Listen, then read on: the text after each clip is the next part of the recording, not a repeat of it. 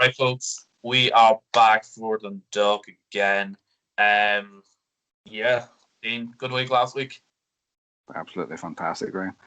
Things couldn't have, well, they could have went slightly a wee bit better if Alonso had a wonderful finish in the last race, but we can't really complain. We had a very successful preview, and we had a very successful punters challenge for the both of us. Yeah, we've both got top 10 and we managed to raise a bit of money for charity. So, all in all, a very good week. I get fifth. I think you can eighth. Eighth, Yeah. I think it was, yeah. Hopefully, we can do similar or better this week. But if you haven't already, folks, be sure to check that out. The link will be in the description below. And Dean, will we crack into it this week? We'll get cracking. As well. So sad. Oh. Well, we've got a fan base and an audience now, so we best not stop now. Exactly. Grand National Saturday. Grand National Saturday. Great. We'll get you on the Peaky Bloggers one for that. We'll do a 1-by-1 preview of it. Fucking Dundalk's on that Saturday, the same day as the Grand National. That's sick. That's a good preview. Yeah, mix the Grand National in with Dundalk. Right, folks, we are back with another Dundalk preview, one of the last ones of the year. We will start with the 4:30, the first race. Good place to start. It's a 5 furlong handicap. I suppose Poet's Pride is the obvious choice here, but I am going for John McConnell's It's All a Joke. Really catches my eye. Was second to Poet's Pride last time out. First run for McConnell after coming from Aidan McGuinness's yard. Siobhan Rutledge is claiming £7, which is always a help. And we'll have the tongue strap back on again. 9-1 looks solid. Yeah, right. Same boat as you. It's all a joke. Like, as you say, come from Aidan McGuinness's. Before that was with Archie Watson. First run off a break. I think it was off for about 5 months. One ran second to Poet's Pride last time out. Now Poet's Pride's gone up £8 for that. So, it's technically in the favour of It's All a Joke today. And he has won off marks of 74, 72, 67 and 66. He's now rated 46, almost as low as you can get. So if this lad finds a bit of form again, there's plenty of improvement. And I think John McConnell and Siobhan Rutledge could be key. Yeah, I'm going the same lane of form, but just not with the same horse. I'm going for Mottbeck, Dennis Hogan, Joey Sheridan. Just looking at that lane of form through Poet's Pride and It's All a Joke. Poet's Pride's now drawn 14. Mottbeck and It's All a Joke have drawn 9 and 8. Mottbeck has a better weight pull with both horses here. And I just think Mottbeck is a 4-year-old. This will only be his third attempt at 5 furlongs. And I wouldn't be surprised if he goes very close. Yeah. We will move on to the 2-miler. And Dean, I'm assuming we're in the same boat. Flack again for John McConnell. Siobhan Rutledge riding. She's claiming £7, which is always a fucking help. Especially after a £6 rise from his last win, which Colin Keane rode. McConnell did tell us to watch out for this one on the preview we did with the Irish Race Hour. As he genuinely thought this one would have a really good chance next time out. So 7-2, look, can't go wrong. Yeah, Ryan, as you touched on it there, I have no need to touch on it much more than that. Anybody that hasn't checked that interview out, go on head over to the Irish Racing Hours one and check it out, because John was pretty good guest that night. He talked, when I asked him for one to follow or keep an eye on Dundalk, he mentioned this. He says that Colin Keane rode it last time out, and he says to keep an eye on it again. It's no surprise to see that it gone up £6 for that one. Now Siobhan takes 7 off, so technically still £1 well on below its last one mark. So there's lots to like. And who doesn't like John McConnell and Siobhan Rutledge around Dundalk? Yeah, lads, I'm in agreement. I watched this race back when I won last time under Colin Keane. It was very, very impressive. Looks uncomplicated. Looks like Siobhan will probably have an easy enough task just to drop it in, wide enough draw. Was a flat win off back off the mark of 75 with Carlisle. Look, it's probably still well in here. I'd be happy to play Ryan, as you said, 7-2. Yeah, it's a good price. We will move on to the 5:30 of 1 mile 4 handicap. That's a tough enough race. I'm going for Dennis Hogan's Vermilion Cliff. So just came from Aidan O'Brien's yard, which, Aidan O'Brien has a serious string of them. And for Dennis Hogan to get it, it's probably fairly good. Joey Sheridan's claiming £5. He's great value for that £5. Vermilion Clips won a maiden here in October, being the likes of Bluebeard's Castle, Turalura, and Sideshow Bob. Steps up to a mile 4, and for Dennis Hogan's first whack of them, I'd say he's a good price at 9-1. Yeah, I'm going to take Scholastic for Joseph O'Brien, Mikey Sheehy there at 14s each way. One around Dundalk, a couple of starts back. It was actually pretty impressive how he done it that day. Has been hurling, so we know he's fitting well. If you look back at him, I don't think he's progressed much since he's went on over hurdles. I think the drop back to the all-weather could be key. You know yourself how Joseph has these things well planned out, and I think 40. I see he's drifting, but that wouldn't bother me. Small couple of quid each way, 14-1. I'd be happy enough with that. Yeah, I'm going to stick with an old favourite of mine here, Drakensberg for Tony Martin, and again for Siobhan Rutledge, who looks like she could have a good night. This horse going for trying to land a hat trick. One off a mark of 67 and 73 is now up to 80. Now, I was listening to what Siobhan had to say on social media there last night. She mentioned her 3 rides. She said that this horse will probably have to have a career best to get involved. But I just think he likes Dundalk. He has a 42-day break since his last run, so he should be freshened up. Tony Martin will likely have him very well and ready to go. 4-1 looks fair enough to me. 6 class 1 mile maiden, and all eyes on Baton Rouge. Aidan O'Brien's. You have to take notice when Aidan O'Brien runs something at Dundalk, don't you? They're very rarely out of the top 2-3. We mentioned that last week too. Yeah. On Baton Rouge's second out, and he was third to Colour Sergeant and Thunder Moon. As we know, Thunder Moon has gone on and won a Group 1 and came third in the Dewhurst.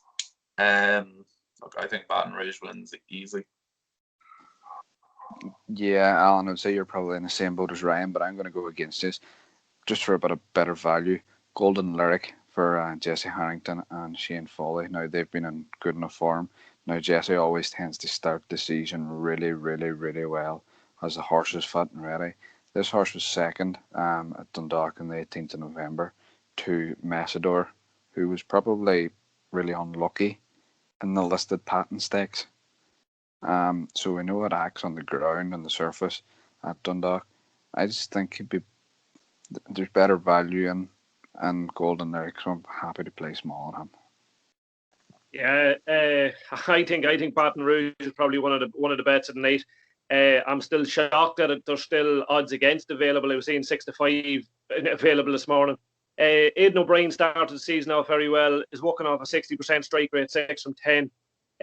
This cold, he should be far too classy for this field. I think the run, as you said, Ryan, behind Thunder Moon, that's very, very strong form. Third at Cork in August, last time out in heavy ground.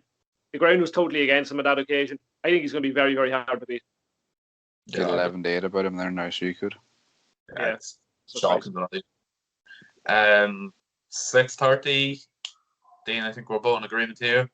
Mishar from James Macaulay's yard. The one debate for me, anyway. He was impressive at 81, came second behind Aidan O'Brien's horoscope. O'Brien had Ryan Moore over for that. Look, he ran an absolute stormer, and I can't imagine he'll have to do much more to win here.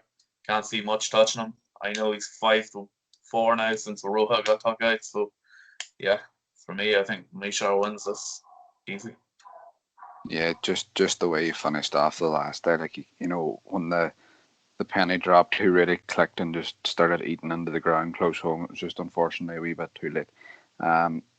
Hopefully this lad can produce the goods tonight. It'd be nice for James and the lads to get a real top class one back in the yard.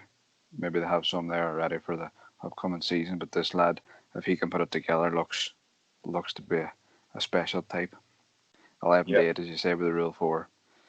It's not ideal, but we'll take it. I'd say the main danger to him is going to be Chris Hayes and Kevin Prendergast on Modoa. Yeah. If he takes to the old water services in Dundalk, I'd say he'll take the old beating. Yeah. We'll move on to the 7 o'clock then. It's another maiden. This is probably the trickiest race to call of the night. One thing that did catch my eye though was Bellagio Man.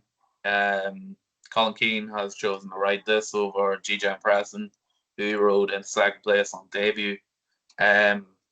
Bellagio Man has also lost his crown jewels before even racing, so I don't know.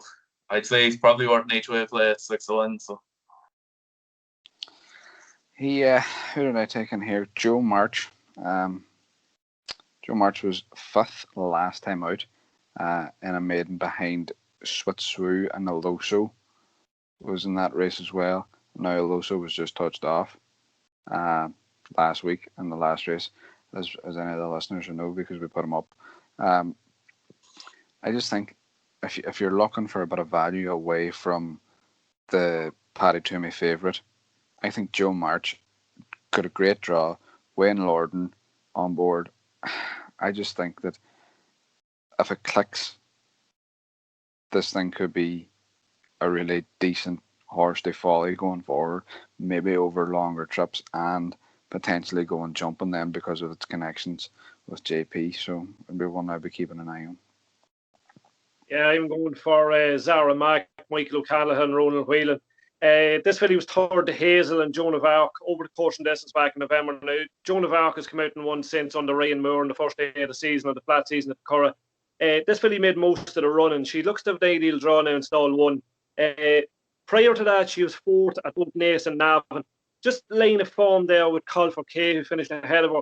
That filly went on to win the Birdcatcher at Naas, which is one of the biggest Premier Nursery handicaps in the Irish calendar. I just think Zara Mack, she's improving all the time. She'll be very hard to keep out of frame here.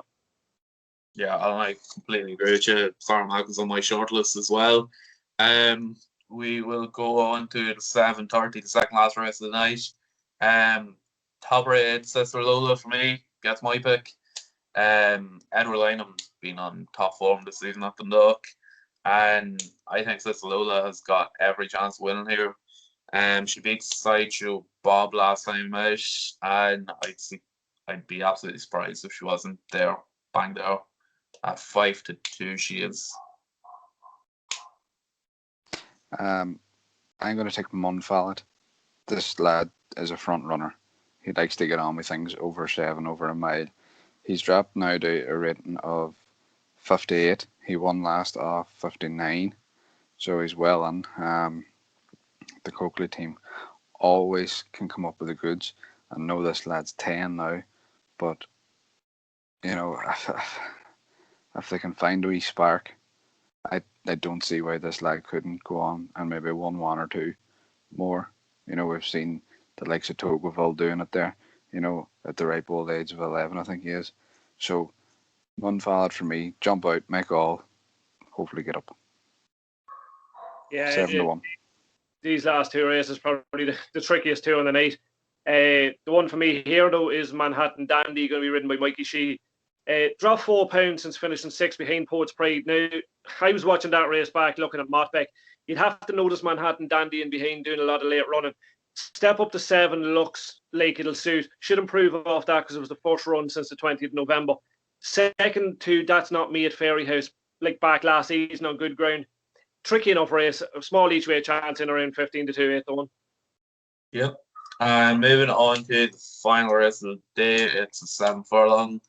For me, Alice Milligan, Colin Keane again. She's gone 0 wins from 18 runs. But I think what happened though is they couldn't really find her perfect trip. I think they have now 7 furlongs. And look, she's very well handicapped, and it's a case of never for this one. 9-2 for this. Yeah, I'm in the same boat, Ryan. Now, I've put this horse up a few times because it caught my eye with 3 or 4 runs ago. And since then, it has been drawn in the car park every single time.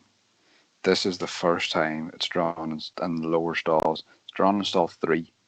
Now, Colin Keane keeps the faith. And I think that is key here because he hasn't been beaten that far behind 100 not out.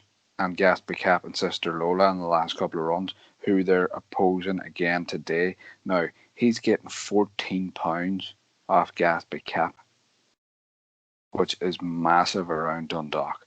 I just think 9-2, I think it's great value. This filly, she has been consistent. I just think that there's going to be improvement there, and she could be one to keep an eye on going forward now as well around the turf season. Yeah, I looked at Jockey Bookings as well and noticed Billy Lee riding for Owen Cresswell McCarthy on Fascinating Spirit. This one, drawn 1, was given far too much to do last time out behind Togeville, who Togeville went on to win twice since. This mare won off 45 on the turf. She placed off 45 on the all-weather and is now only rated 46. Look, it should be able to drop in and travel away. 10 or 12 to 1. I'd be happy enough to play each way just end the night. Yeah. Yeah, that's it. Be sure to hit the like button and be sure to click the subscribe one as well. And we will be back at some stage. Don't know when, but we will be back.